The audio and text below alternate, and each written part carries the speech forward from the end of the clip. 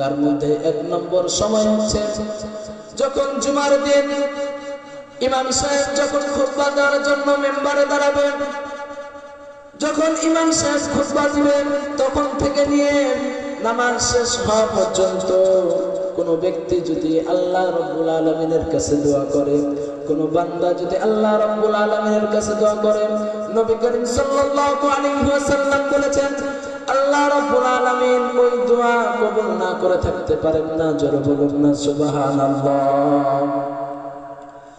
আরেকটি সময় হচ্ছে জুমার দিনের আরেকটি গুরুত্বপূর্ণ সময়, যে সময়ে আল্লাহ রাব্বুল আলামিনের কাছে দোয়া করে আল্লাহ রাব্বুল আলামিন কবুল করেন। সে সময়টা কি? কোন সময়ে আল্লাহ রাব্বুল আলামিনের কাছে দোয়া করলে আল্লাহ রাব্বুল আলামিন কবুল করেন?